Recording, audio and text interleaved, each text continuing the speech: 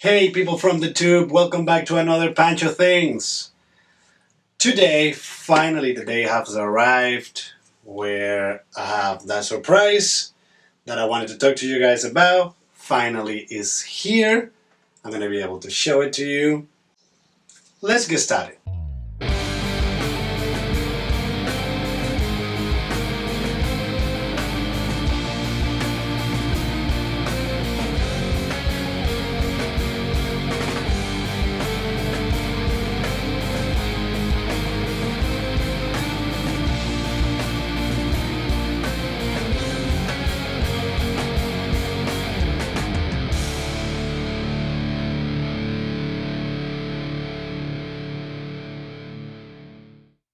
Alright, how I mentioned a couple of weeks ago, I had a surprise. I got something that, as I said, was going to change my life and change the channel, and it's finally here.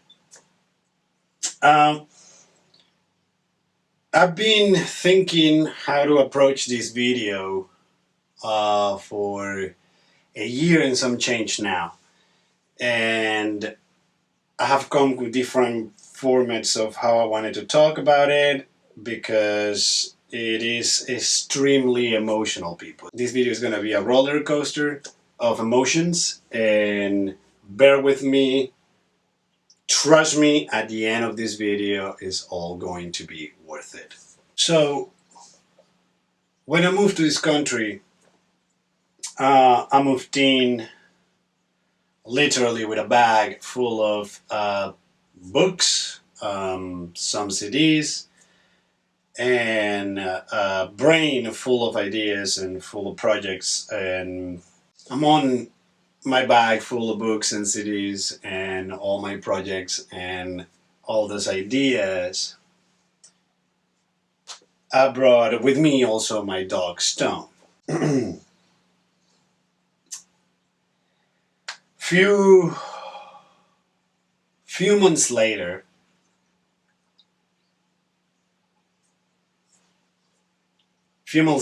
my father passed, and I didn't have the opportunity to go and see him or say goodbye or anything like that. Now, my dad passed due to cancer, and that was tough. You know, losing somebody that you love, it just crumbles your world down. And mine got pretty shattered. As a matter of fact, it was rough. I couldn't come back because still my paperwork at the university was still being processed. So it wasn't until several years later that I was able to see my dad being in a box after he was cremated. And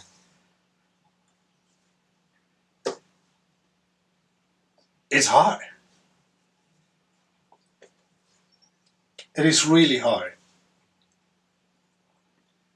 And years later, at the age of 14, Stone was gone due to cancer as well. And that one hurt pretty damn bad. And all I had was millions of memories and millions of things that linked me to that dog. And a lot of people don't understand the attachment that a human being can have with a pet or with an animal, regardless if it's reptiles, regardless if it's a dog, a cat, or a bird. But the ones that actually like pets and the people that actually understand this knows how rough it is. So I did cremated a stone, and I have here in my studio a picture of my dad. That's my dad.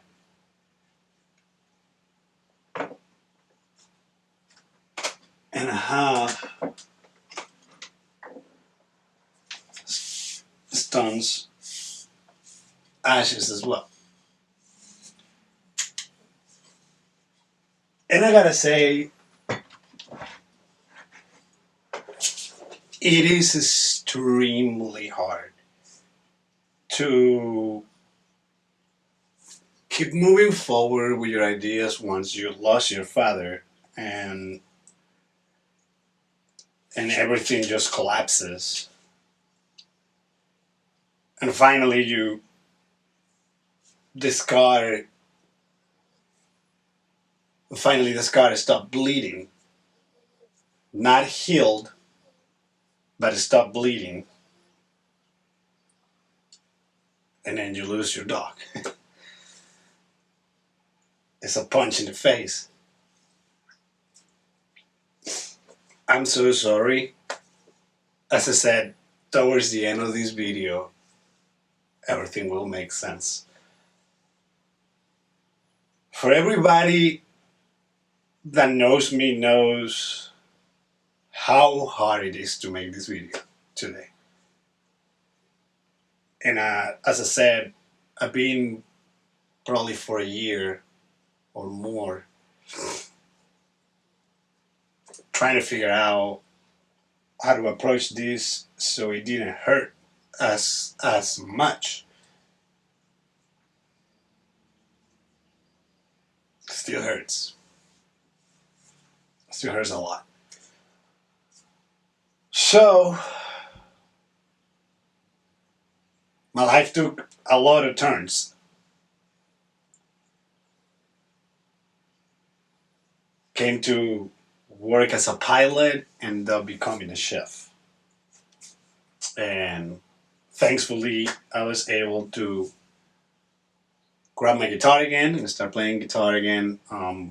Once again, when I moved here, I didn't even bring that. I didn't even have a guitar. So I started playing guitar again. I started doing music production. I enrolled at the University of Berkeley, Boston, and graduated.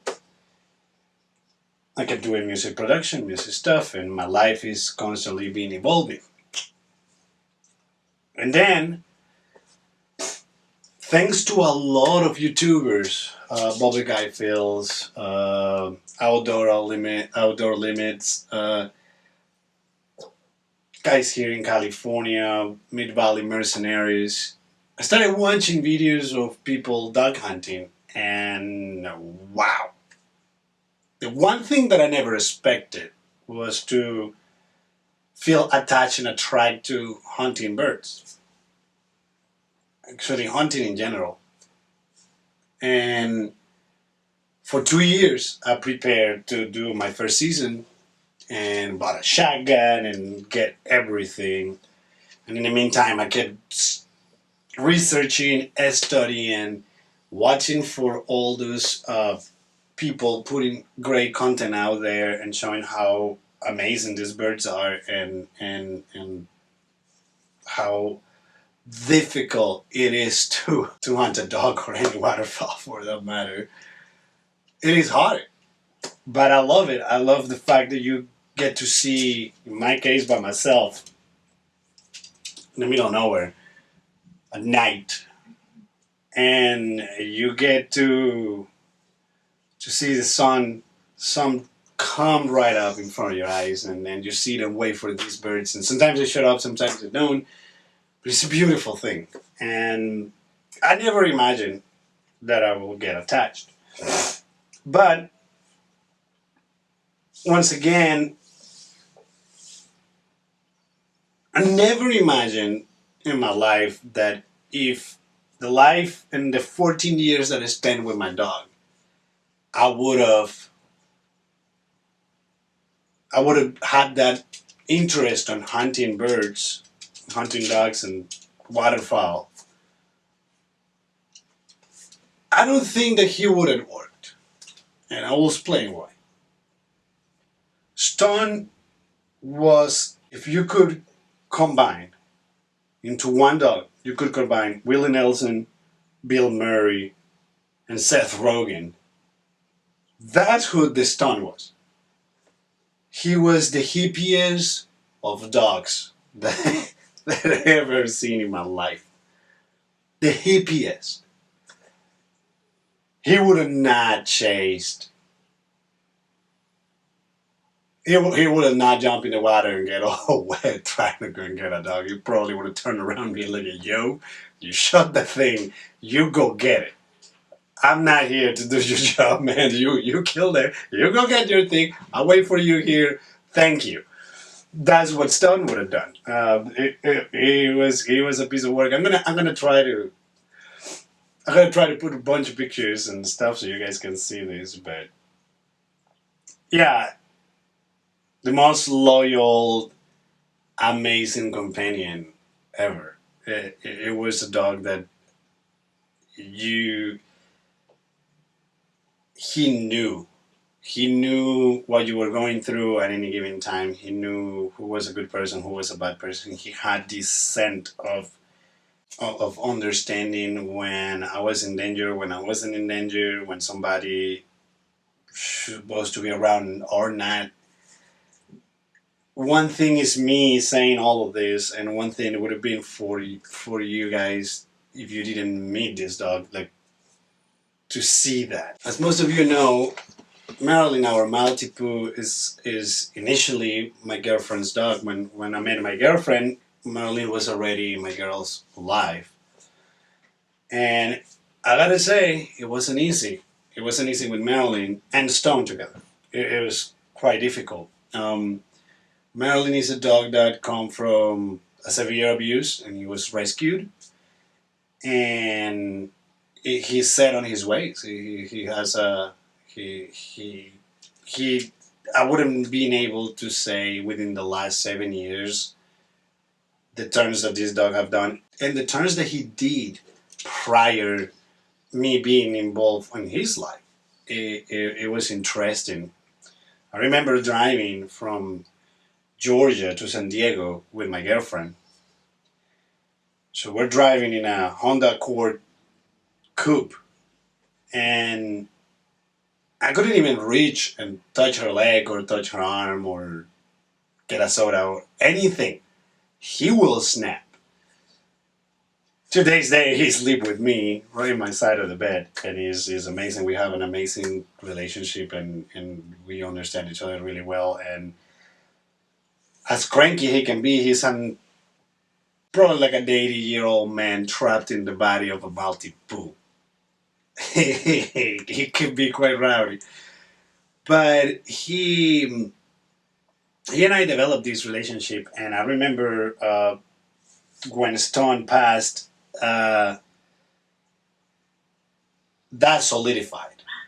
He became this shadow, this solid unit with me, and it's been an amazing experience. It's been beautiful. It's been beautiful to be in his life and teach him a couple of things, and it's been beautiful for him to be in my life and comfort me when I went to the deepest of the bottom.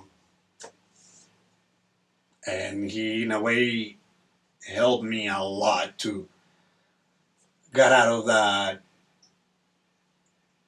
of that excruciating pain, because he revived everything that happened when my dad got revived, and everything just collided into one solid ball of uncertainty and pain that it wasn't even funny.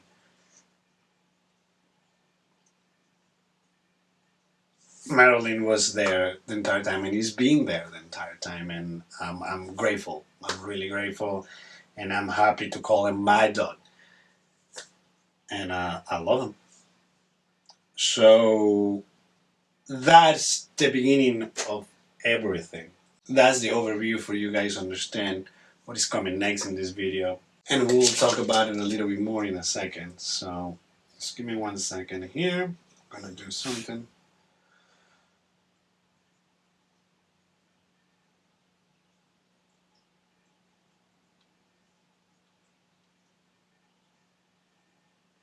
Oh, 1 second, so I can have that to come in. And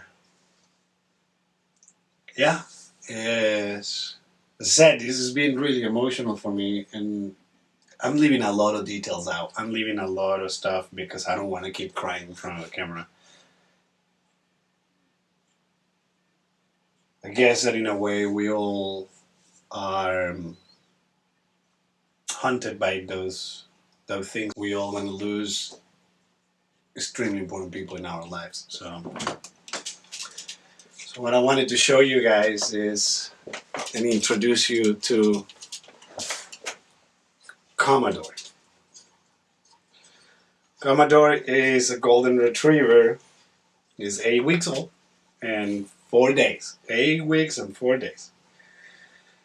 He is an interesting thing because, as I said, I've been thinking about getting another dog for a year, and I didn't wanna collide with what I explained was going on with Merlin, bringing another dog home and have that connection to be broken. But yeah, he's still a little cranky and trying to figure things out. But here we go. This is Commodore, and he is full-on blood golden retriever. Now, he is going to be, hopefully, I'm going to be training him as my hunting partner. Been doing a lot of research and a lot of hours. And a lot of people are like, well, you gotta be careful because you need to have your field golden blood in there, which he is 50% field golden water dog. His mother is a beautiful field golden that happened to be a water dog, and she's amazing. His dad, on the other hand, is also a water dog, but he's more of a confirmation or of a show dog, so to speak. Now, his dad is a stud. That's a big boy. Now, this is the second night that we have the third night. Third night. This is the third night that we have Commodore at home, and the first night was really rough. He didn't make that much noise, but yeah, you gotta wake up, make sure that he doesn't pee in his bed, and all that beautiful thing. But yeah, for the people that don't know, I do happen to work in a veterinary hospital, so I'm gonna throw some things that needs to be put out there. They don't have any order. I'm just gonna say, first of all, thank you everybody from the hospital for being who you are and being understanding and helping and teaching me so much. I have learned a lot in the last year and some change with you guys. Thank you very much. Wendy is the same person that worked with the geckos. Um, if there's any word to describe her, I don't know it. An amazing human being. Thank you, Wendy, for everything that you have done, and you know exactly what I'm talking about. And thank you for always looking out for me and Marilyn and Commodore and Kristen. Thank you so very much from the bottom of my heart. I do appreciate you. And there is one special things that I need to put out there because without her, this would never happen. And that is Jamie. Thank you so much for letting me have the blood of your dog in my legs right now. You have no idea what these dogs represents and what it means. Thank you. So that being said, I've been doing a lot of hours. You guys have no idea the hours that I have put. I have trained dogs for obedience. I have trained dogs for temper. I had never trained a hunting dog. So I had to put myself through the ringer and study a lot to attempt this. And we're going to do it. We're going to make it happen. So Commodore is going to be trained by me. And I have, probably in another video, I'll show you guys, I got tons of research, and I can give you links and books and websites of information that is going to be 100% useful to you. What's going to happen, we don't know yet, but as the third night in the house, Commodore is already understanding the commands of sitting and walking on a leash. And it's been only 4 sessions that we have put in training so far. And he's shaping up. Retrieving and fetching, he's a beast. So expect a lot of videos with this little guy and Marilyn. That combination, crazy. I'm going to put a little clip in here from my cell phone. It is crazy. Marilyn is having it and not having it at the same time. But they will be okay. That was the same situation with Stone, and Stone was an 80-pound dog, so they will be okay.